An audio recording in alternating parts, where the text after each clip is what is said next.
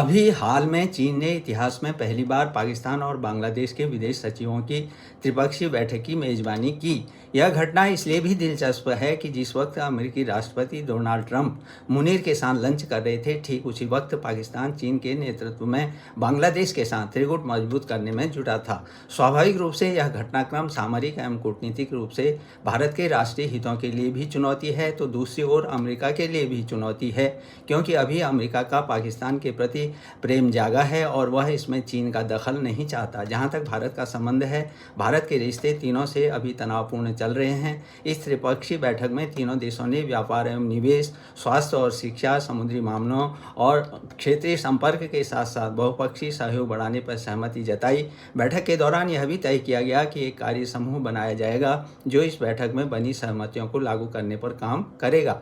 चीनी विदेश मंत्रालय के बयान में यह भी कहा गया है कि यह त्रिपक्षीय सहयोग किसी तीसरे देश के खिलाफ नहीं है और सच्चे बहुपक्षवाद और खुले क्षेत्रीयवाद को बढ़ावा देता है।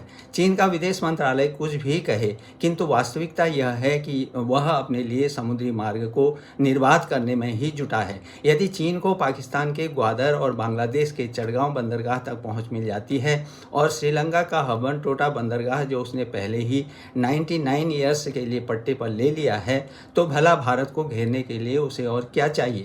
चटगांव बंदरगाह पर पाकिस्तान के 2 जहाज नवंबर 2024 से आ चुके हैं। इसका मतलब है कि चीन, पाकिस्तान और बांग्लादेश चाहते हैं कि भारत की पहुंच बंगाल की खाड़ी में और कमज़ोर पड़ जाए। भारत चीन और पाकिस्तान से अलग अलग तरीके से कूटनीतिक एवं रणनीतिक संघर्ष करता रहा है, किंतु पिछले वर्ष अगस्त 2024 जब से शेख हसीना ने बांग्लादेश छोड़ा है और मुख्य सलाहकार मोहम्मद यूनुस ने बांग्लादेश की सत्ता संभाली है, तभी से बांग्लादेश की ओर से भारत के समक्ष नई नई चुनौतियां सामने आ रही हैं। यूनुस ने पहले तो चीन जाकर भारत के पूर्वोत्तर राज्यों को निशाना बनाकर और बंगाल की खाड़ी में व्यापार करने के लिए पेइचिंग को आमंत्रित किया।